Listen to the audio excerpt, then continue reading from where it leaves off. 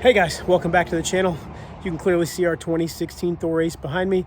And today, as you can tell by the title of the video, we're going to talk about my tow setup.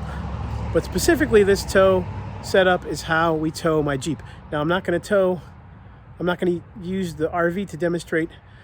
I'm going to use something else. So obviously here is my 2006 Jeep Wrangler that has been in multiple videos. This is our tow vehicle for the RV. But today, I'm just going to hook it up to our 2005 Dodge Durango just for display purposes. First thing to talk about here is our hitch. I don't know if I want to talk about this hitch cover, but I did get this hitch cover. It's a pretty cheap cover. Got from Amazon. It is, it feels a little bit cheap, but sorry, doing this one-handed is a little bit of a pain. And I know people complain about these grommets rusting, but so far it hasn't ripped on us. I thought it would rip a lot sooner than this. We've had it for about a year. So far it hasn't ripped, and it's held on to our blue ox just fine. I don't know if somebody really wants me to find that on online on Amazon. I could find the one we bought, but it's, like I said, it's a year back in our history. But here is our setup. This is the blue ox hitch. And this is just how it's plugged into the RV. We looked at quite a few, and this one was just the fastest, the easiest. Definitely not the cheapest, but it's not too much more expensive. But this has just been amazing to use, easy, quick, as you'll see here in a few minutes. And then we use this master locking pin, so I keep it in all the time. Right now I got the key in there because I just moved it from the RV, but it's been in there for a year. I haven't taken this out since I put it in, and it came right out, so it's doing pretty well. And obviously you can see the setup. What I did have to do to set this up was, actually install this this receiver front hitch plate. So there's plates that kind of go up to the side, and it bolts to the side of the frame. So that didn't take too long. It wasn't too terribly hard. This bumper comes off pretty easy. Everything else comes off pretty easily. And then I did have to wire the RVI brake, and I'll show you the RVI brake here in a second. I did have to wire the RVI brake. That is the breakaway cable, and then I did the wiring. So the breakaway cable just kind of runs into the engine compartment and through a hole in the firewall, and I just coil it up and put it underneath the floor mat. The brake cables I ran along the bottom of the frame, and the brake wires are pretty easy. Run along the frame up into the brake lights, and it's actually, you unplug the brake lights, you plug one in, you plug the harness into the wiring, and then you plug the end of the wiring into the original brake light harness, and it immediately connects. So it's pretty simple. Didn't take very long at all. Not invasive, easy to do. But I showed you the front. Now let me show you where I keep all the components here in the back. So Jeeps have this this little compartment here, I guess, and this compartment is just perfect for keeping all of the cables, wiring, safety cables, and then as you can see next to my tow strap are the pins that go into the front receiver, so, and my gloves. So I'm going to take this out. I'll set the camera up, and I'll show you how easy it is to put these pins in, and then we'll set up the rest of this. Before I zoom out here and show you how I set up the rest of this, I'll just go quickly through this, how this pin goes in. Actually quite simple. This little T machined area actually locks inside of this hole. You can feel it. You can feel it pop in pretty easily, and it'll go all the way in. And this little pin is spring loaded, and you can twist either way, and it'll lock in. And these this groove is going to be horizontal, and this groove is what the other part of the hitch is going to feed into. So now let me set up, and I'll show you how I set the Jeep up first.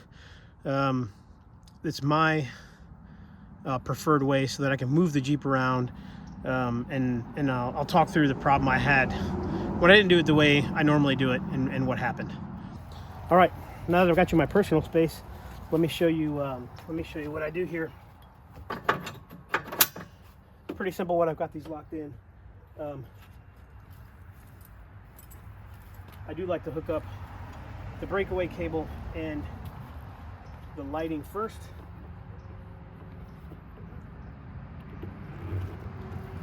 So what I did was, this is actually 2 cables.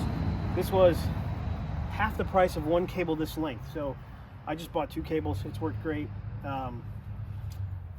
It saved money. I don't know why 2 cables is less expensive than 1 cable. And then this is for the RVI breakaway cable. And this simple, I like the small clip end to hook onto the breakaway. And then I just tuck this up here. So I like to get these out of the way first. The second thing I do, second, third, whatever step I'm on, the next thing I do is hook up these safety chains. Now these are a little stretched out. I actually did use them to get someone unstuck, and they stretch themselves out, and they've been kind of stretched ever since. So I'll show you how I actually have to wrap them around. But what I like to do is bring it up to this hook, and then hook this carabiner, because this S hook is broken from getting a friend unstuck, onto this hook. And then same thing, hook these here and out here. So what this does for me is allow me to move the Jeep if I have to, and not move the RV, because if you're not the correct distance away, and I think I'm not here, so I'll set up and I'll show you. I'm probably going to have to pull the Jeep up just a little bit, but once I've backed the RV up, it is easier to get the Jeep to move the Jeep forward and back to hook up the hitch than it is to move the RV. So what I did one time was I just hooked them up and I laid them flat, and when I went to move the Jeep, I wasn't paying attention, and the cable, one of the safety cables, went underneath the tire, and actually you could feel it. It made a noise, jerked the Jeep a little bit. Luckily it didn't break anything, but that's a problem you could have if you don't tuck these up out of the way. If you move, these cables can like catch under the tire or catch something else. So all right, I'll back this camera up and I'll show you the setup, and then I'll show you the RVI setup, and then I'll show you the trick, the special trick, because I think the big part of this video, and I'll make a short on it, this Jeep does not have a locking steering wheel, and other people who tow with this and they turn their key all the way forward, their battery dies. So there is a very simple factory solution I found, and it may be what you're supposed to do with these to make this not die. So let's give this a shot, see what we can do. This is the easy part. There's a pin here that locks it in place, so this falls out. Now this one might reach, but this one is definitely not going to reach. And you can see there's an arrow here that says up, so when I do install this, I'm going to have to twist it up. So these are not going to reach, so I'm going to have to pull the Jeep forward.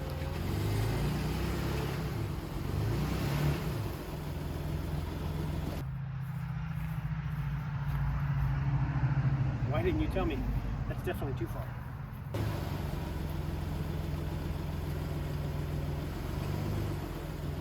And I always like to wear gloves. When I travel, on travel days, and I know I'm hooking this up, I like to wear jeans and a shirt that I'm not going to get dirty, because I always get some type of grease on me from this. But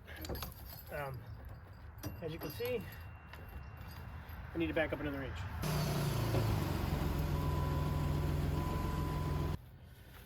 We'll see if third time's a charm.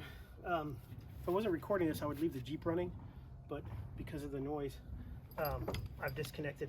I like to turn it off so you can hear, but typically I leave the Jeep running so I can do this without restarting the engine. So these actually go together really easy. Pull these cotter pins, locking cotter pins out, and then it slides right in. So again, on this side, make sure it says up is up,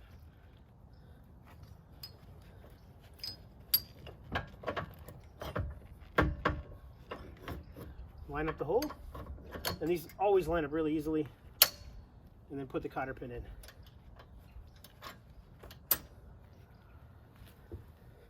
It's just that simple. Next, I'll hook up these cables, and because these are stretched, I'll wrap them around about 4 times just to make sure they're out of the way. And I do the same with this carabiner.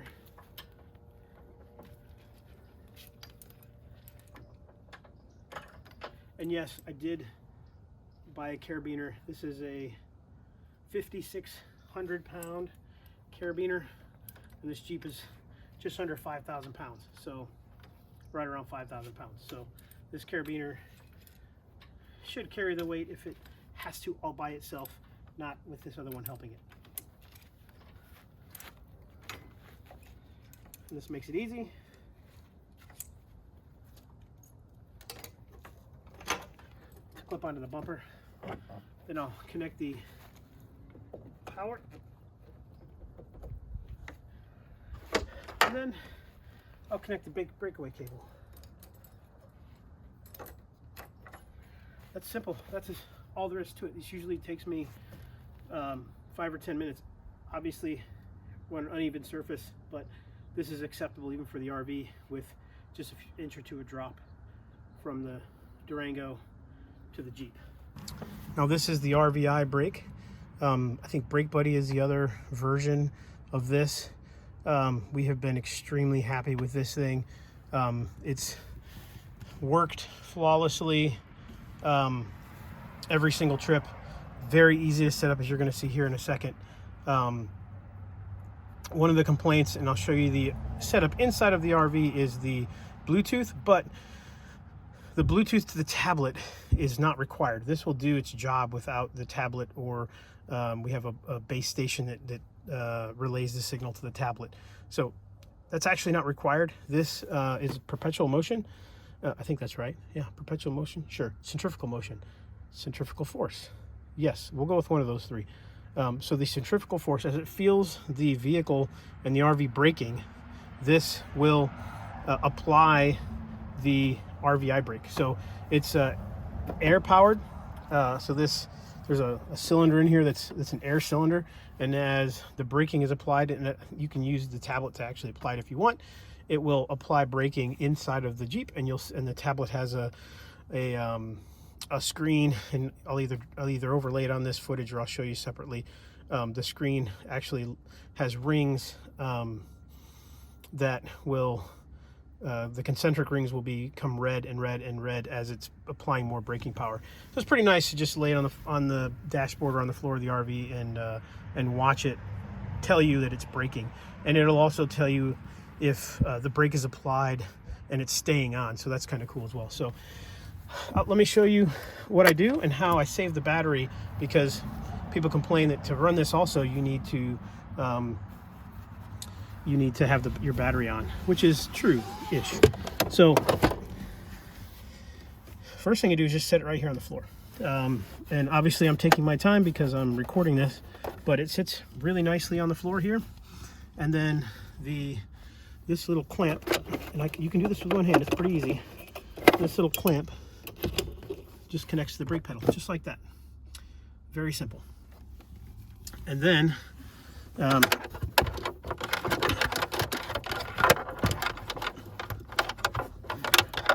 you unplug the 12-volt power, so you need 12-volt power.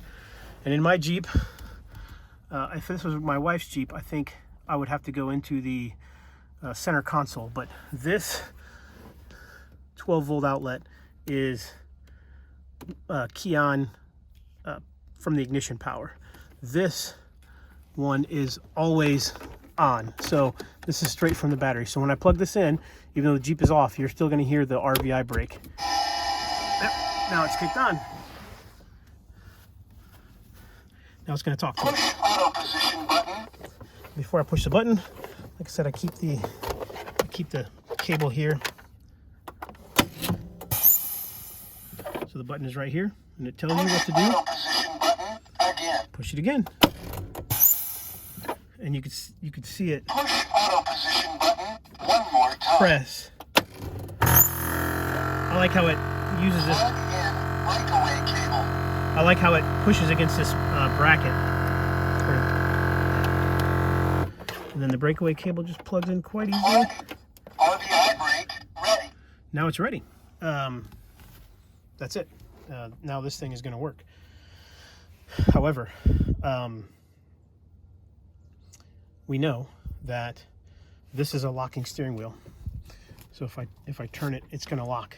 So how do we overcome that? First thing we need to do is pop the hood.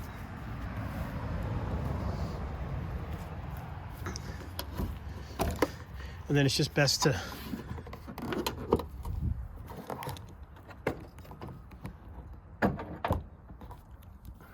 just put the prop rod up. So the fuse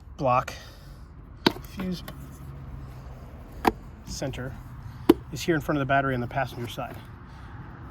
If you look at the fuses, it might be a little bit confusing, but you know, you've got the relays and then the different size fuses here, and then this relay that has no cover. I don't know why, but it works fine.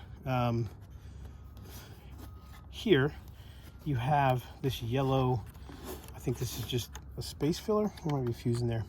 But then you also have this light yellow fuse next to it. And it's a 60 amp fuse inside, because you can see it looks like one of these fuses, but it's inside. So it has a hole in it, and it has basically little wings on it. This fuse, I just lift out of place, and now it's ready to tow. But there's one more step. So now this is out of the place. This is not going to allow power when I turn the key on to the first stage. So now that we're inside, when I turn the key slightly, you heard that initial click. That initial click was the steering wheel lock disengaging. And what you can see here is all the gauges are off. So we are almost ready to tow, but I forgot the final step. And the final step on the Jeep is to put the transfer case in neutral. So you can see when you come down once, it's 4 high, you go over and you pull down just slightly and you're in neutral. So if you're all the way down, you know you're in 4 low. Right now I'm in neutral. You don't have to even pull your shifter out of park, because your Jeep, if you watch any other videos or you know anything about the Jeep, now your transfer case is in neutral, and your drive shafts going from the transfer case to the front and rear axles are going to turn, but your transmission is not going to turn, which is also not going to put miles on your Jeep. But I'll show you, if you go too far with your key, your washers will turn on. Obviously my door is on, but it says no fuse. So no fuse knows that fuse is off. But if you turn it back just a bit, or you want to listen to it, that first click is what you want. And it's almost, so again, let's see the key. So this key is almost perpendicular to the ground. So, but if your full run is past perpendicular, so you want to go back to almost perpendicular, very close to perpendicular is going to be that accessory, that first stage where the locking steering column is disconnected. I only have one key for this Jeep, so you obviously want to be careful that this is going to be unlocked. But and then what this also just does disable are the power locks. So you will not have power locks with this. So you can rest assured that it's not going to lock itself. But also, if you have another key fob, it's not going to unlock with your power locks unless you plug the fuse back in. Then it'll work. So that's it for the tow setup for this Jeep. It's ready to tow. And again, this usually takes me about 10 minutes. But walking through the steps and talking through them takes a little bit longer. I do still have the parking brake on. I will pull that down. But the RVI brake's ready. All you need to do is pull forward with the RV and these will lock into place. There's other videos on it where they talk through your Blue Ox setup and you watch them pull forward. I'm not going to do it. And they extend a little bit and then lock into place. And then these are the locks here. And then once you want to, once you're parked and you need to disconnect and you need to relieve the pressure off of this, you just, I just step on these and you'll feel pop, and then this thing will loosen up. Sometimes you have to pull it forward a little bit or back it up a little bit just to relieve the tension on these pins. But yeah, that's all there is to it. And that is how, with that fuse, that is how I ensure that the battery doesn't die while we're towing, because without that, let me put the fuse in and I'll show you what you're going to see with this fuse in. So the one thing with this fuse is it is a pain to put back in sometimes. So I like to keep my gloves on. Sometimes you got to use your full palm to push that down. Getting it back down is actually kind of difficult. So taking it out is really easy, but putting it back is difficult. So now, I don't know if you heard the noises. So obviously more accessories are running. You can hear the ding of the door. You can see the radio coming on, and you can see the dashboard light up. So all of these things would be running as you're driving down the road. So if you're driving 5, 6, 8 hours, then when you get to where you're going, you might have a dead battery and your brakes aren't going to be working. So that is the down and dirty. Actually, probably not down and dirty. That is the detailed installation of this Blue Ox and RVI on the truck. The next thing I'll do is show you inside of the RV. Inside the RV now, and I want to show you the command center tablet. I usually keep this tablet just sitting right here on this console so we can watch it work. I'll show you once it's booted up. As it's booting up, we'll show you the position of where we keep our hub. This RV is 30 feet long, so to ensure that it works, there are right here we have this is a 4 USB 12 volt outlet. So that outlet is running when the RV is on, and the brake, or the on 12 volts. So that is a 12 volt 4 USB outlet, and this hub just plugs right into that. There's a magnetic base here, so I just put the magnetic base down here on this countertop, plugged it in, and then there's a plug back here to light up and make all kinds of blue and red lights, and sometimes you got to hold it down for a long time to get it to turn off. But this is where we keep it, so it's pretty close to the Jeep. This will connect to that RVI brake. It may not connect now because of the distance we are, but this also allows the tablet that we're about to see connect. So as I walk up to the front here, sorry, this RV's just sitting here. Yeah, so the connection's failed, so I'm not worried about that because it's so far away. So we'll try again. We'll see what it says. It's reconnecting. So this tablet is capable of connecting to the RVI brake itself. Let me go back to menu. So we can check for software updates later. So it's pretty simple. All you do is tell it to go to drive mode, and then here is your screen. It's got no signal, so I'm going to mute the alarm. Mute the alarm. And here is your screen. So now you can see these concentric circles, and as the brake is applied, more and more, these circles will light up red. So the circle in the middle will become red, and then each ring will get red and red and red as more brake is applied. And like I said, it does this all by itself.